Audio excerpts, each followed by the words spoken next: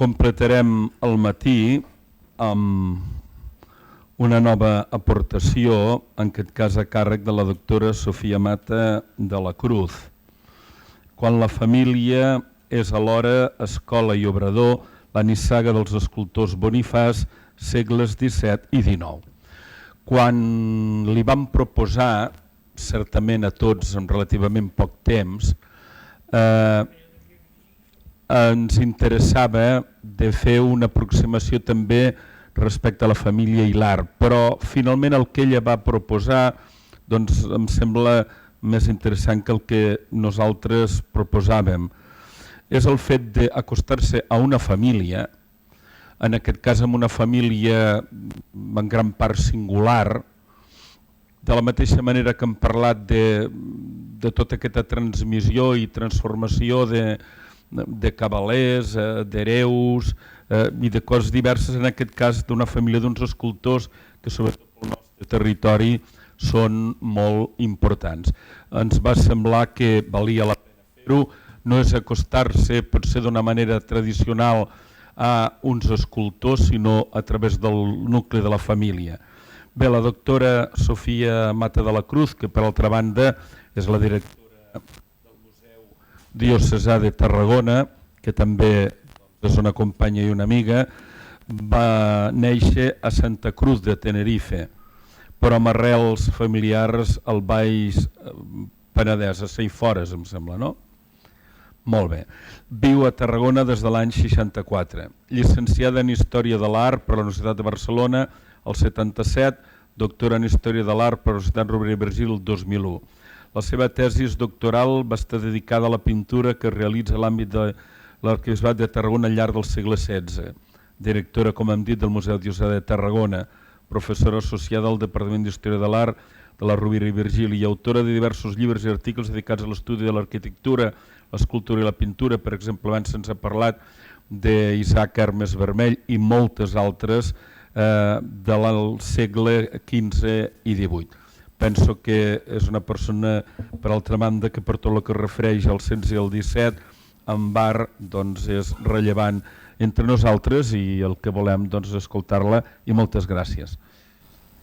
Moltes gràcies. Agrair a mossèn Manuel Fuentes la invitació a participar en aquestes jornades, i quan em van plantejar relacionar el món de la família amb el món de l'art, em va venir de seguida al cap el tema dels Bonifaç, i això prové del treball intensíssim que es va fer l'any 2006 en ocasió d'unes jornades dedicades al barroc que es van celebrar a Valls, i on, juntament amb el Jordi París, que és el director del Museu de Valls, vam estar plantejant-nos fer un estat de la qüestió sobre els escultors Bonifaç, perquè és una d'aquelles nissagues no tan complicada com altres des del punt de vista genealògic, però Déu-n'hi-do. Déu-n'hi-do perquè són unes figures que han estat estudiades per César Martinell, però de seguida que vam iniciar, ens vam posar a estudiar-les amb més profunditat, ens vam adonar que hi havia moltes llacunes als seus arbres genealògics. Això ens va obligar a estudiar, a treballar molt, tant a l'Arxiu de Valls com a l'Arxiu Històric Arxidiocesà de Tarragona, també a l'Arxiu de Protocols Notarials de Barcelona, i gràcies a això vam poder emplenar aquelles llacunes i fins i tot descobrir coses, fets que fins ara havien estat absolutament inèdits. Em vaig plantejar enfocar aquesta xerrada sobre quan ens trobem amb el fet que una família és una empresa, podríem dir, entre cometes, que és al mateix temps escola, obrador i família, perquè viuen en un mateix edifici que als baixos té el taller i viuen diverses generacions que intervenen d'una manera o una altra en el taller. I això és una forma de viure que era bastant habitual fins que... Aquí, no?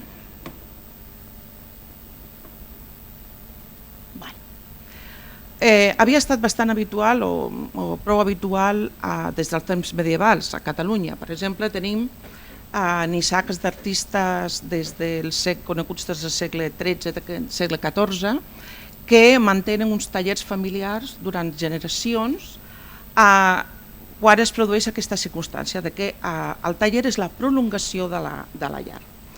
En el cas concret de Catalunya, que és el que més conec, això no vol dir que no hi hagi la mateixa situació a Aragó, a València i a molts altres llocs, fins i tot a França, a Alemanya, a Anglaterra. Però ja, si parlem només de l'àmbit català, trobem que aquesta circumstància era molt habitual, són artistes que trobem un mateix cognom en els contractes, en diversos contractes, fins i tot de manera contemporània. De vegades també comparteixen el nom de fons i llavors arriba un moment en què no saps si és l'avi, si és el pare, si és el fill, si és el net, si és el germà, si és el nebot, si és el cosí, i això només es pot aclarir naturalment acudint a la ciència genealògica, que costa moltíssim de vegades poder arribar a encaixar tota aquesta informació. Tenim, per exemple, unes nissagues d'artistes a Catalunya conegudíssimes com són els Morató, els Pujol, els Juncosa, els Espinal, els Costa, els Tramulles, que forneixen de moltíssimes obres, treballen moltíssim per tot Catalunya, contracten per tot Catalunya, i de vegades treballen junts o contracta un i treballa l'altre.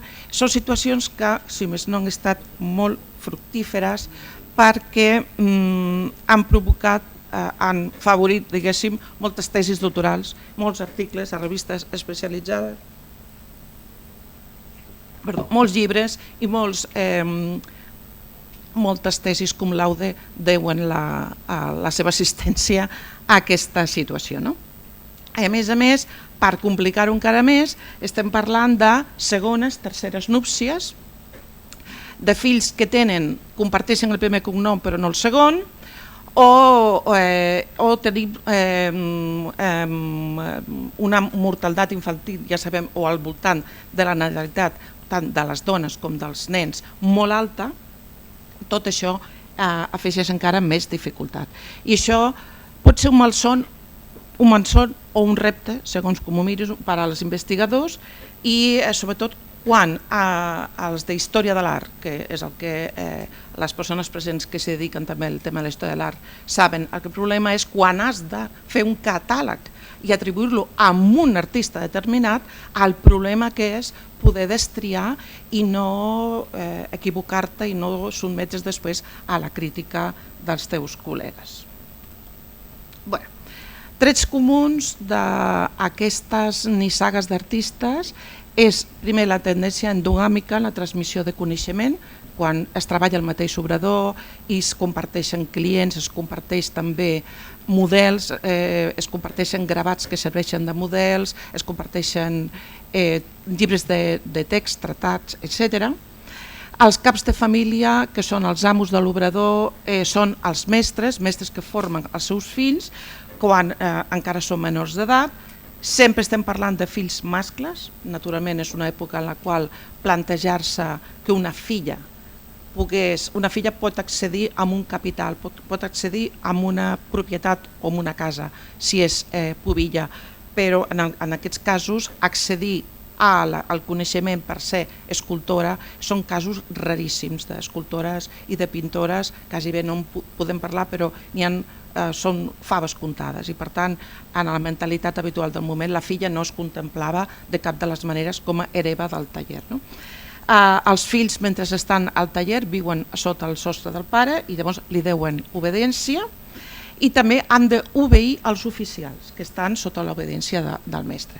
Però finalment sempre són els fills del mestre els que passen després a ser oficials i heretaran el taller. Per tant, la continuació sempre és a través de la família. Però després hi ha una altra circumstància que no és pas tan estranya, que és quan no hi ha fill mascle o el que ja no es vol dedicar a l'activitat artística. Llavors, com que normalment són famílies amb bastants fills i filles, hi ha una drecera que és la de el mestre, diguéssim, fitxa, per dir-ho amb una terminologia actual, l'oficial més espavilat i el que fa és intentar juntar-lo amb la filla. Hi ha un cas que és molt conegut, que és el del gendre de Velázquez, Francisco Pacheco, que de seguida va fitxar a Velázquez i per no perdre'l va casar amb la filla quan Velázquez apenas tenia 19 anys. No? Això és un cas molt curiós. Però trobarien molts casos d'aquestos i així el taller continua a través d'aquest matrimoni. Bé, què podem deduir de tot això? Pues que em refereixo ja naturalment a lo que són tallers de producció artística. Es pot aplicar tant a escultura com a pintura, però també a argenteria, a molts altres tipus de tallers. Que és que aquests tallers familiars van tenir un pes específic molt important en tot l'antic règim, va durar fins a ben entrat al segle XIX, fins que ja després el sistema d'aprenentatge a través de les acadèmies, el sistema gremial va davallar. És a dir, que va durar durant molts de segles. Eren obradors que en general solien ser prou lucratius i podien viure 2 o fins i tot 3 generacions del que donaven. El fill heretava el taller, heretava coneixements, heretava tot el que són les eines, heretava els llibres i normalment també heretava la casa, heretava el domicili. Quan al final del segle XVIII comença a haver un canvi en la mentalitat dels artistes en quant als coneixements, en quant a l'aprenentatge, tot aquest sistema va començar a trontollar i va començar a desaparèixer a poc, perquè sobretot l'assistència de les acadèmies de Belles Arts van suposar la fi de l'antic sistema gremial. I en el cas dels Bonifàs és un exemple claríssim. No? Bé, entrem ara a parlar dels Bonifàs. El taller va passar per 4 generacions successives, des del segle XVII fins al final del XVIII, i el que té d'excepcional és que va ser escola no només dels membres de la família, sinó de molts altres escultors que treballen durant un temps com a oficials al taller, es formen al taller, després s'independitzen, però freqüentment contracten obres a través dels propis Bonifàs i després s'estableixen pel seu compte. És a dir, que van funcionar com a escola i com a taller. Però els Bonifàs eren una pinya, eren una família que estava molt unida, es protegien mútuament, no es feien la competència, compartien treballs, compartien encàrrecs, cosa que és una tònica que segueix durant aquests segles. Potser doncs, no me puc comparar amb el mestre que m'ha precedit, naturalment em perdonaran si el tema genealògic no és tan precís ni tan exacte, es basa en el que vam fer amb el treball dels Bonifàs. El primer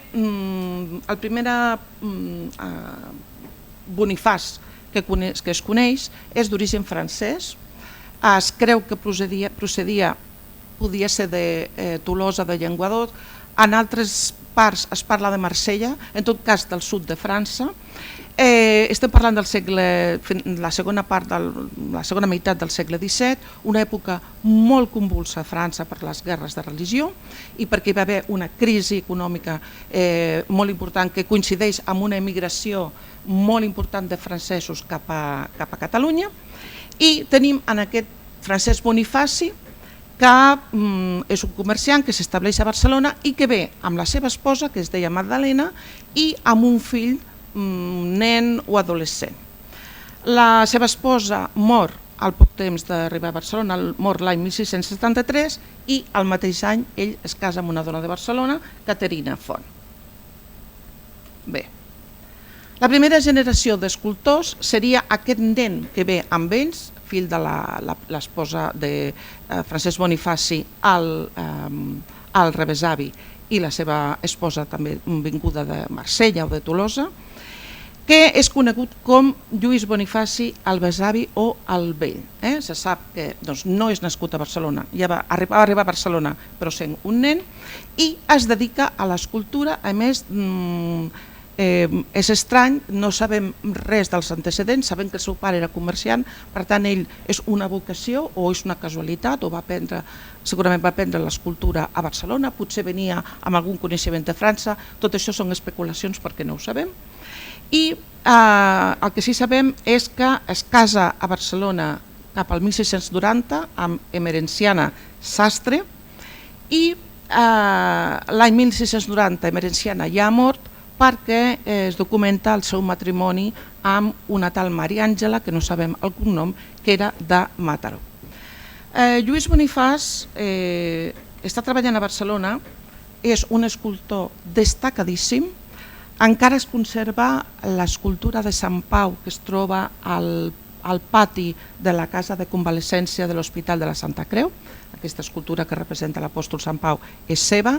Va deixar algunes altres obres a Barcelona. És un escultor d'una categoria bastant superior a d'altres escultors catalans del moment. Per tant, denota una formació que no sabem si ja la va portar de França, no sabem si la va estudiant a Itàlia, això no tenim altres dades, però sí que és un escultor amb uns recursos molt importants. En una data indeterminada marxa de Barcelona, segurament per la gran competència que troba a Barcelona, i s'estableix a Valls.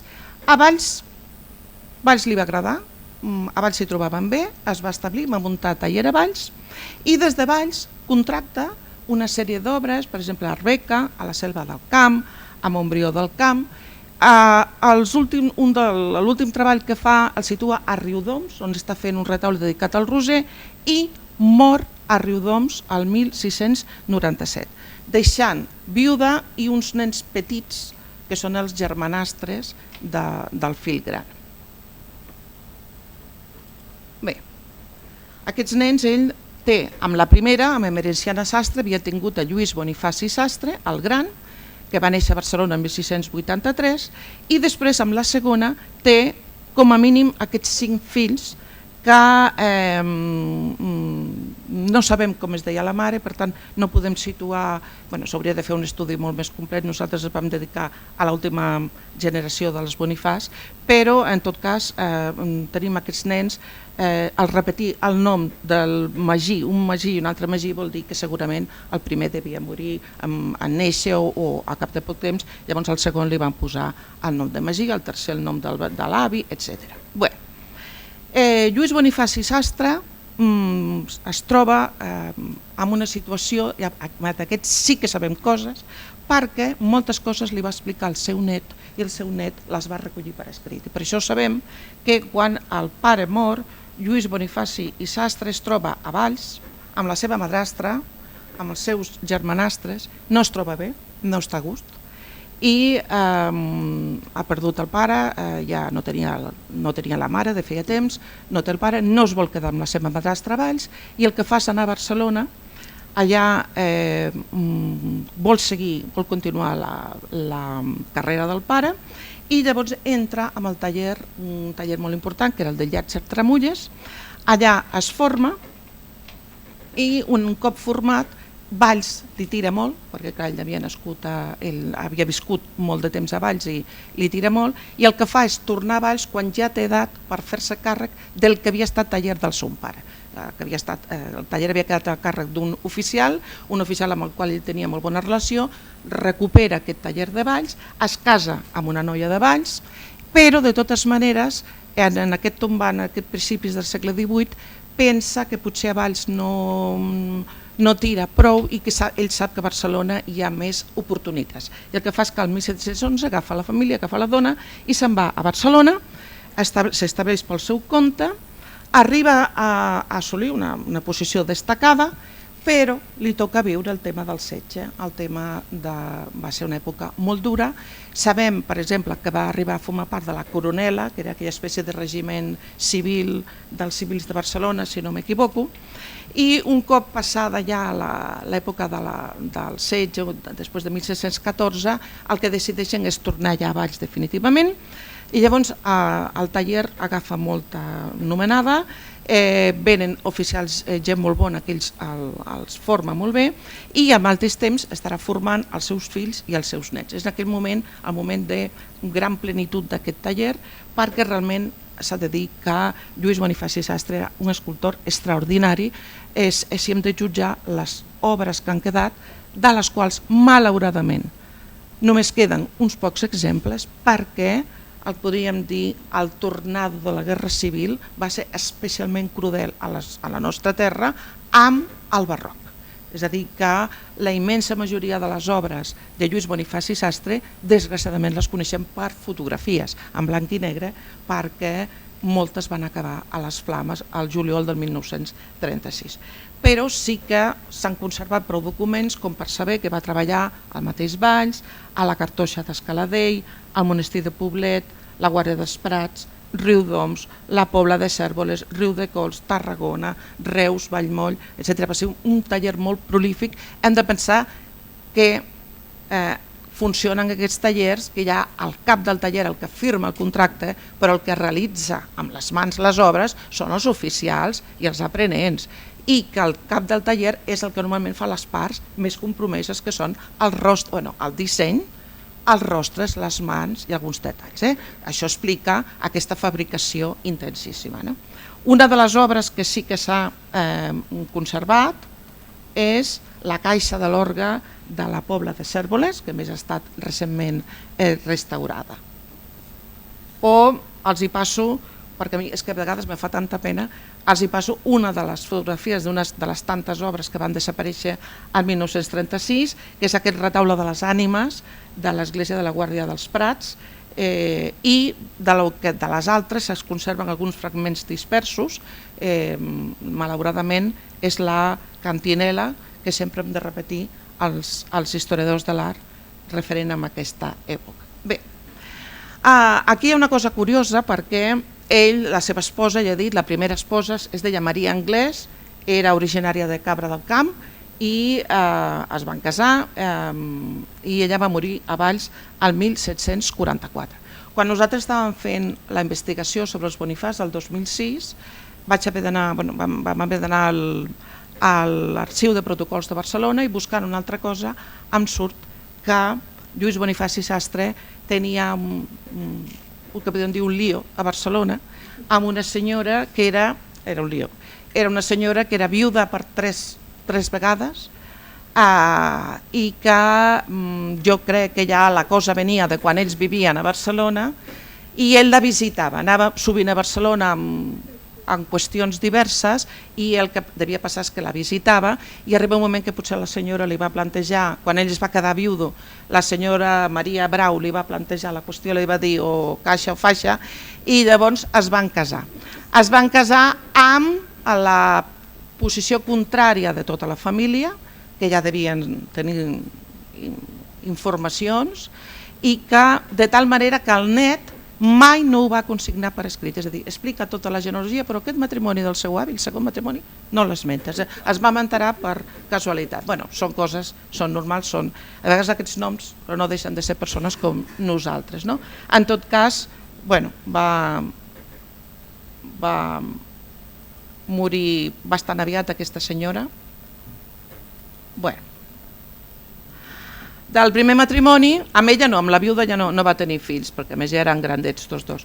Del primer matrimoni van tenir 4 fills, el primer ja veiem per les dates que va morir en un any. És curiós perquè van tenir la mala sort els Bonifats i els habitants de Valls de coincidir en unes èpoques d'unes epidèmies infantils que jo no he vist en cap lloc que hagin estat estudiades, d'una malaltia que ells anomenen pigota, que la pigota suposem que és o la verola o el xarampió o alguna cosa semblant, i que afectava els infants i morien d'una manera, a més, pobres, bastant lamentable. Tenen el primer fill que mor al cap d'un any i el segon fill és el que queda com a, és el que sobreviu, que és Baltasar Bonifaci Anglès, que és el que continuarà el taller, quedarà com a hereu del taller i per no ser menys que el meu antecessor en aquesta estrada, el fill següent naturalment el van dedicar a l'església, és Prevere, Antoni Bonifaci Anglès, i va ser, com veiem, bastant longeu perquè neix el 1614 a Barcelona en plena setge de Barcelona, a més va néixer en el moment del setge, perquè va néixer al al setembre del 1714 a Barcelona. I mor a Valls el 1787. És aquell oncle, senyor rector o senyor oncle que totes les famílies, la meva també, hi havia un senyor rector, senyor oncle, li deien, que sempre estava a un lloc, estava a l'altre, però sempre apareix per Valls, a la casa familiar, i que és com un testimoni bastant durant dos generacions de la família. I després un de petit que mor amb 11 anys, o sigui que pràcticament van quedar dos fills mascles, Bonifaci, escultor, i Antoni, que és eclesiàstic. Baltasar Bonifaci es casa amb una noia de Valls, Francesca Massó i Vilanova, i ell està treballant juntament amb el seu pare, però mor de malaltia molt jove, als 38 anys. Van arribar a tenir uns quants fills abans de la seva mort. Per tant, ell no va arribar mai a poder dirigir en solitari el taller, sinó que sempre va estar treballant a les ordres del seu pare, i dels 5 fills que van tenir van sobreviure 3. Quan ell mor, l'avi es fa càrrec de la jove i dels nets, i estan tots vivint a la mateixa casa a Valls que compartien amb el taller. No cal dir que els nets eren els nets de Lluís Bonifaci Sastre, creixen amb aquesta figura que substitueix la figura paterna, aquesta figura de l'avi, i és importantíssim per ells, i l'avi a més els explica moltes històries familiars que són les que després Lluís Bonifaci Massó apuntarà. D'aquests fills, com veiem per les dades, són 5 fills, 4 nois i una noia. Els 2 que he marcat en negreta són els que seguiran la carrera d'escultor, i aquí sí que hi ha un element que trenca amb la tònica, perquè l'hereu i el cavaler es dedicaran a l'escultura, és a dir, el segon no voldrà, i ja coneixerem la figura, és una figura des del punt de vista humà molt interessant també, i el tercer mor amb 4 o 5 anys, el quart mor només néixer, i la noia sí que va sobreviure i té una altra història perquè es casarà amb un escultor de Reus que un dels seus descendents serà Rosén Navàs, penso que es diu, que és l'autor de l'escultura de... Perdoneu, com es diu l'heroi del 1714? Casanovas. És l'autor de l'escultura aquella que li van portar, que li porten cada any. Veieu com els Bonifàs, com a tal Bonifàs, no continuaran, però sí a través d'una branca de Reus que acabarà a Barcelona.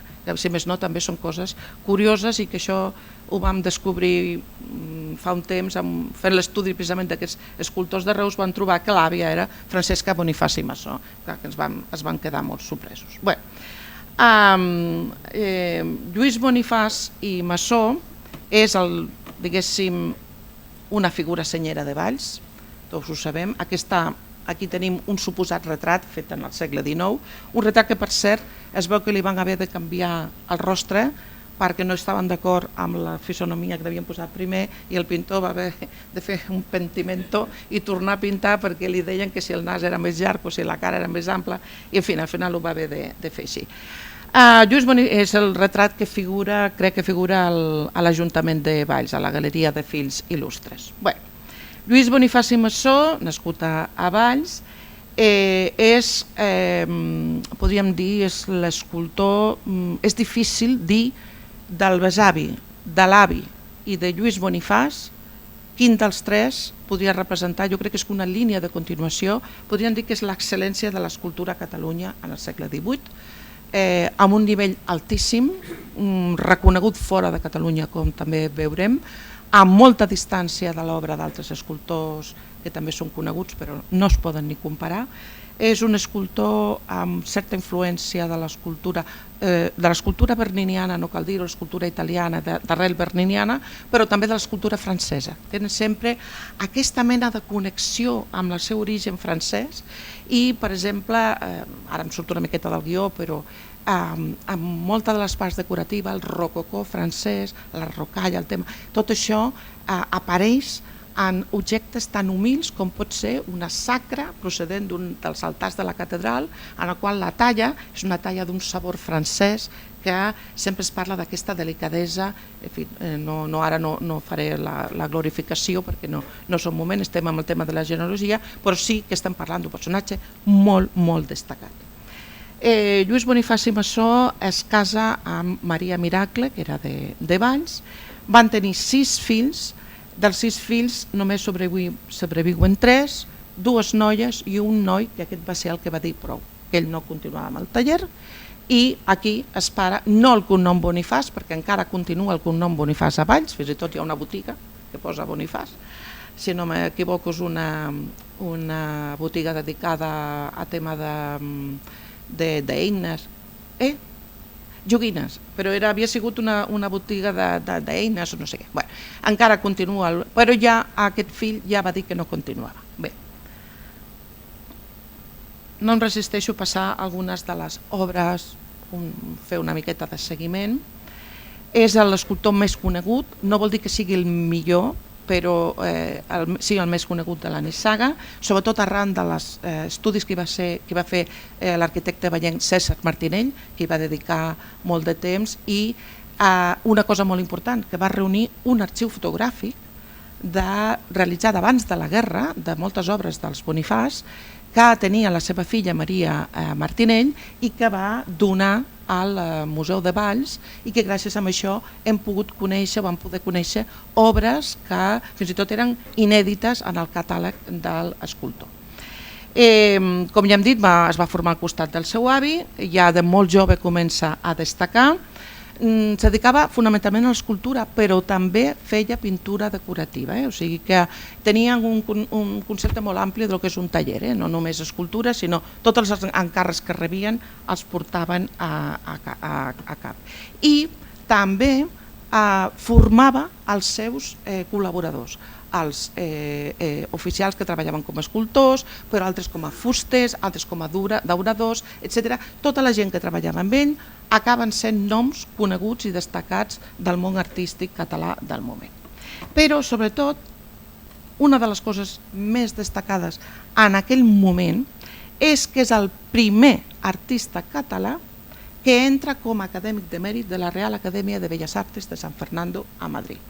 I és perquè el seu avi era un home amb visió, se'n va adonar que a l'època que estaven el barroc s'estava esvaint, que entraven els nous corrents neoclassicistes, que el poder de la Real Acadèmia era cada cop més gran i que això portaria a un canvi de models, a un canvi de paradigma en quant a la creació artística, i que era molt important estar al dia. Ja no només era important formar-se bé al taller i tenir tractats, sinó que havien de sortir a fora. Ell envia aquesta obra a Madrid, és una obra en alabastre, amb l'escena de Sant Sebastià sagietat i auxiliat per Irene i Lucila, que és una obra que encara es conserva a la pròpia institució, que la mostren com a una de les... tenen una col·lecció molt important en la Real Acadèmia, però estan molt cofois d'aquesta obra, en la qual ja veiem una manera de treballar que va cridar l'atenció d'aquests acadèmics de Madrid, que eren gent formada a França, a Itàlia, etc., i li van atorgar la categoria d'acadèmic de mèrit. Ell va ser un home molt curós, tenia un llibre de feines que he tingut la sort de tenir-lo a les meves mans, cosa que és una cosa extraordinària perquè aquest llibre de feines es conserva en una família particular de Valls, i quan van fer l'estudi me'l van deixar no només tocar, sinó consultar i estudiar, i que és una de les coses que per mi ha estat a una altra persona li farà il·lusió una altra cosa, però de les coses que més il·lusió m'ha fet en la meva vida és pensar que estava tocant el llibre de feines de Lluís Bonifaci i Massó. És una espècie de dietari on no només anota els seus contractes, el que cobra, etc., sinó que també anota receptes per fer un tipus de pintura o com a brillantar, a treure la brillantor al marbre amb un sombrero de feltre vell, deia. Amb això, i vinga, maneta, i amb això és a dir, fórmules de les que utilitzaven ells, i gràcies a això es van poder establir el catàleg de les obres documentades, perquè el que vam pensar és que tot el que hi ha en aquest llibre de feines està documentat de primera mà del propi pintor. Després, no totes les que estan allà i que són documentades apareixen, això també són coses que passen, no? I després tot un seguit d'obres que li han estat atribuïdes però que no tenim una relació directa amb un document i per tant són raons estilístiques, algunes plausibles i altres no. Què passa? La immensa majoria d'obres de Lluís Bonifaci i Massó desapareixen, són destruïdes al juliol del 1936. Aquí poso algunes fotografies, com per exemple el cambril de la Mare de Déu de Misericòrdia de Reus, sense sortir de Reus, el retaule del Roser de l'Església Prioral de Reus, es va destruir, es va desmuntar, s'ha de dir que hi ha algunes escultures que s'han conservat a la pròpia Prioral i algunes altres que estan al Museu de Reus, però sobretot a la Prioral, o aquest retaule que va fer el retaule major de l'església de Riudecols. Són retaules que eren visualment molt espectaculars, que daven molt l'atenció, daurats, amb molta escultura, i per tant eren la víctima propícia directa dels escamots que hi anaven, els ruixaven amb benzina i els cremaven. I per tant això s'entén a tota aquesta immensa destrucció. Algunes coses s'han conservat, com per exemple aquesta escultura de Sant Aleix Jacent que es troba a l'església de Sant Joan de Valls, que és una escultura amb un lligam amb l'escultura italiana fortíssim, o altres escultures que també en va fer, com que és objecte d'una gran devoció a Valls, l'escultura de la Mare de Déu dels Dolors, de la Capella dels Dolors de Sant Joan de Valls. Són escultures, algunes són processionals, altres són devocionals, s'han conservat algunes coses, angelets d'alguns altres passos. Sí, per exemple, a la catedral de Girona s'ha conservat la llitera de la Mare de Déu, que és espectacular, però en general estem parlant de patrimoni desaparegut, desgraciadament. Hi ha fotografies, però clar, les fotografies no ens consolen ni ens compensen. Bé, el germà. El germà és un cas curiós perquè és el cavaler que no vol fer, suposo, no vol ser eclesiàstic ni vol dedicar-se, que és un excel·lent escultor, boníssim escultor, i que l'avi el que fa és compensar-lo. Ell no serà l'hereu del taller ni de la Casa de Valls i per tant què fa? L'envia a estudiar a Madrid.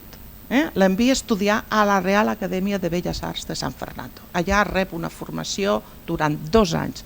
Això és una cosa absolutament fora del normal en l'ambient artístic català del moment. I tot és per la visió de l'avi, que ho tenia molt clar, volia que ja que no havia de ser l'hereu, almenys rebés una bona formació. Bé, el que passa que Francesc Bonifaci era una mica, a mi em fa la impressió que era una mica el seu aire, una mica especial. Quan està a Madrid, porta 2 anys estudiant a Madrid, torna amb unes vacances, se suposa, a Valls i fa Pasqua abans de Rams amb Francesca Botí Miracle, que aquesta noia era neboda de la seva cunyada, és a dir, de la dona del seu germà. Aquesta noia, Francesca Botí. Les dates són les dates i clar, quan els nens neixen normals, al cap de 5 mesos del matrimoni, 2 i 2 són 4. Llavors es casa amb ella, al casar-se no pot continuar estudiant a Madrid i s'ha de buscar la vida. Primer treballa amb el germà, tenen un segon fill i llavors ella mor, sembla ser que arran del naixement del segon fill. Ell es queda viudo amb 2 nets. Llavors és quan es planteja el seu futur. El seu futur, ell veu que no té futur a Valls, diguéssim. dos germans, bons escultors tots dos, decideixen de bones maneres dividir-se, dividir les forces. No? I llavors el que fa Francesc és deixar a Valls els seus nens, no amb la família del germà, sinó amb els pares de la seva dona, la que havia mort, baixa a Tarragona i s'instal·la a Tarragona, munta un taller a Tarragona. Els nens del primer matrimoni no es mouran mai de Valls, no vindran mai a Tarragona a viure amb ell, sempre es quedaran amb els avis. I el gran serà argenter, tenia un taller d'argenteria a Valls. Quan baixa a Tarragona coneix a Tecla Fort i Magraner. Tecla Fort, la seva mare tenia una casa a la plaça de la Font i conviu ell amb la seva dona i la sogra i la cosa comença a néixer els nens i la cosa es comença a complicar tant que arriba un moment en què tenen una baralla tan espectacular que surten tots tres escridassant-se a la plaça de la Font i han de fer venir les forces de l'ordre i se'ls emporten a tots tres, tenen una baralla, la mare i la filla a mort i després la mare, tot això està documentat, són documents que va trobar l'Anna Serra, que vam riure molt, la mare penedida perquè se n'adona, ell agafa la dona i els fills i se'n van a viure al carrer Trinquet Vell, em penso que és, i la sogra, al veure que es queda sola sense la filla, sense els nets, va amb la cua entre cames i va demana perdó davant d'un notari, li demana perdó i li promet que mai més tindran enganxades, llavors la filla la perdona. Bé, és una història com a mínim curiós, no? I ell doncs treballa moltíssim, és molt treballador com el seu germà, contracta moltíssim per pobles del voltant, tenen 6 fills, a més tots ben seguits, i és molt curiós perquè en el temps que van estar vivint a la plaça de la Font, vivien damunt d'una de les voltes del circ romà. I ell devia estar molt interessat, potser per la seva formació acadèmica, amb el món aquest de l'antiguitat, que sí, era també molt bon dibuixant, i el que va fer és el primer plànol del circ romà de Tarragona, està fet per Francesc Bonifaci Massó. Dibuixa les voltes, dibuixa l'amfiteatre.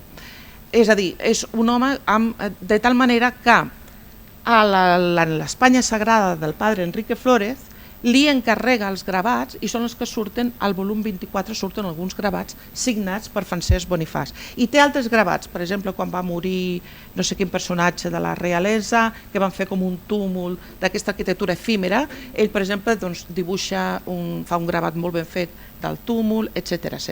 Va treballar moltíssim a Tarragona, Reus, Sant Martí de Maldà, el Morell, Renau, la Selva del Camp, Lleida. A Lleida va treballar amb el seu germà en el cor de la Seu Nova de Lleida, que era una obra espectacular, que també va desaparèixer al 36, i va agradar tant el seu estil, als canonges de Lleida, els hi va agradar més l'estil d'ell que no pas el del seu germà, perquè Lluís Bonifaç era més barroquitzant i en canvi Francesc Bonifaç era més clàssic. I llavors, com que ja havien canonges d'aquestos en formació i amb gent, li van encarregar una sèrie de retaules per la Seu Nova de Lleida, que eren uns retaules espectaculars, però tot va desaparèixer també al 1936. Una de les obres que es conserven d'ell és aquest Sant Onofre, figura de Sant Onofre, que ara es pot veure a la sala capitular, que procedeix de l'església de Sant Miquel del Pla i perquè es va quedar allà amagada amb unes golfes es va salvar, o aquest retaule de Sant Oleguer, que era un retaule que es va conservar sencer, no es va destruir, el van desmuntar, encara es conserven les peces, seria possible encara muntar-lo. Amb la fotografia no es veu massa bé, però és aquell famós plafó amb l'Skyline de Tarragona, amb la donació tota aquesta història que és, i que aquí es nota aquesta faceta tan bona de dibuixant i de coneixedor de la Tarragona romana, o aquí una fotografia antiga del cor de la Seu Nova de Lleida, amb tot aquest cadirat en el qual va intervenir ell, i després també va intervenir amb una sèrie de retaules.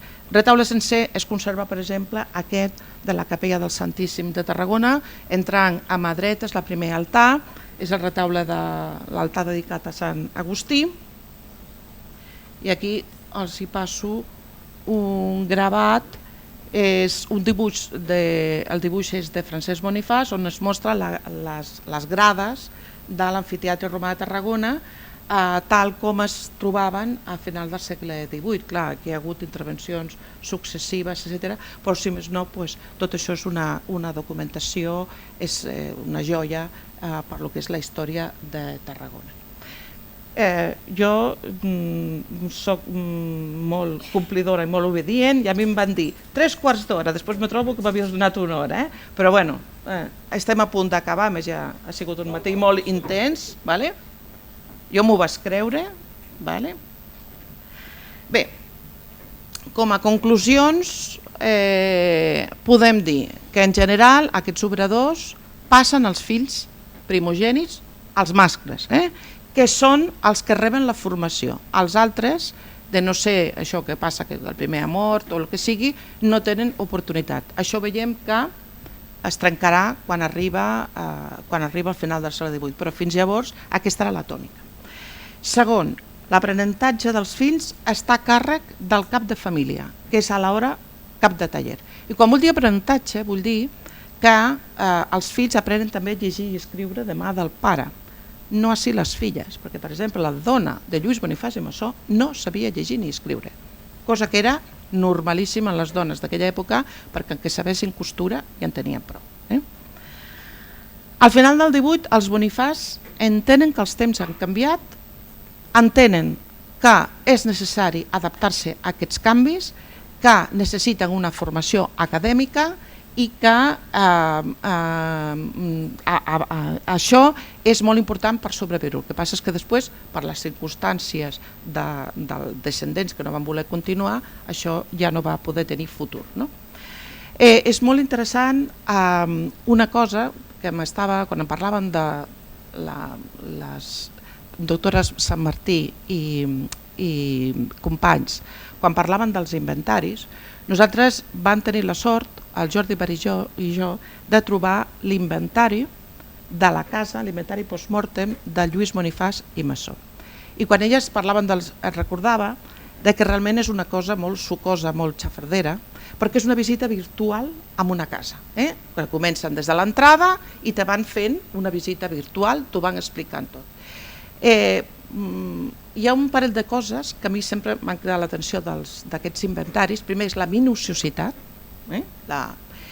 com et descriuen tot el que és bo, el que és excel·lent, el que és dolent i el que és dolentíssim. Si està tacat també t'ho diuen, si està esparracat també t'ho diuen, sense cap mena de delicadesa. En el cas dels Bonifàs, tacat i esparracat no, però en el cas d'Isaac Hermes és el que sí. El que sí ens va cridar molt l'atenció són dues coses, entre moltes altres. Primera, que diguéssim, a l'habitació dedicada a saló, podríem dir, saló d'estança, tot eren cadires arrenglerades al voltant de les parets, però una enorme quantitat de cadires. Això s'explica pel costum de les visites. La gent, no hi havia tele, no hi havia cine, o anaven a l'església o anaven a fer visites, quan eren aquell costum tan típic de les visites, i que la gent es passava les tardes en casa d'un i llavors necessitaven moltes cadires per fer les seves converses, etc. I després una altra cosa que em va interessar molt va ser que la roba la guardaven en calaixeres estirades, és a dir, les faldilles, la roba de les dones, dels homes, tot està en calaixos. El concepte d'armari amb roba penjant, no sé si això s'ha estudiat, però jo crec que ha de ser més del 19 i potser d'influència francesa o anglesa, de la roba penjada en penjadors.